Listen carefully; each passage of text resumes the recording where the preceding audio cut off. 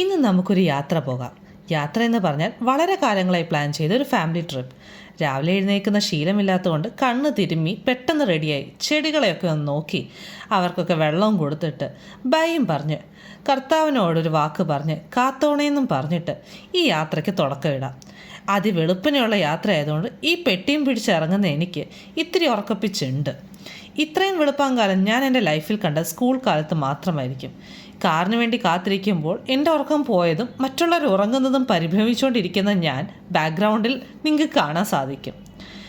അതിരാവിലെയുള്ള ഒരു സൂര്യോദയം പലർക്കും പുത്തരിയല്ല, പക്ഷേ എന്നെപ്പോലുള്ള ചിലർക്ക് ഇത് പതിവില്ലാത്തതാണ്. ഈ ട്രാഫിക്കും ഈ വെളുപ്പാങ്കാലത്തുണ്ടല്ലോ എന്നത് മറ്റൊരു അതിശയമാണ്. അങ്ങനെ കണ്ണും നട്ട് പ്രഭാതം കണ്ട് എയർപോർട്ടിലെത്തി ബാഗും തള്ളി ചാടിത്തുള്ളിയൊരു പോക്കാണ്. അതിവേഗം ഇതെല്ലാം കയറ്റി വെച്ചിട്ട് വേണം ഹിന്ദു പത്രം എടുത്തിട്ട് ഒരു ബുജി ലുക്കിൽ അവിടെ കുറച്ചു നേരം ഫ്ലൈറ്റും കാത്തിരിക്കാൻ. ഡൽഹിയിലെത്തിയ ഉടനെ തന്നെ ചാടിത്തുള്ളി പുറപ്പെട്ട ഞാൻ അവസാനം ബാഗേജും നോക്കി അവിടെ നിൽക്കുകയാണ്. ഈ ലഗേജ് ബെൽറ്റിൽ എല്ലാവരും വന്നു പോയി കഴിഞ്ഞിട്ടും എൻ്റെ ബാഗിന് മാത്രം വരാനുള്ള സമയം ഇനിയും ആയിട്ടില്ല. അങ്ങനെ കണ്ണും നട്ട് നിന്ന് എനിക്ക് ബാഗും കിട്ടി. ഞങ്ങൾ രണ്ടും കാറിലും കയറി ഡൽഹി ട്രാഫിക്കും കണ്ട് വെയിലോടുകൂടി നേരെ രാഷ്ട്രപതി ഭവൻ.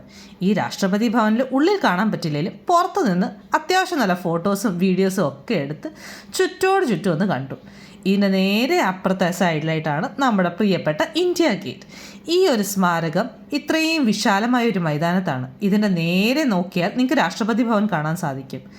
ഇതിൻ്റെ ഈ കല്ലുകളിൽ അന്ന് യുദ്ധത്തിൽ മരിച്ച ഓരോ സോൾജേഴ്സിനെയും പേരുണ്ട് എന്നത് അത്ഭുതകരമാണ്.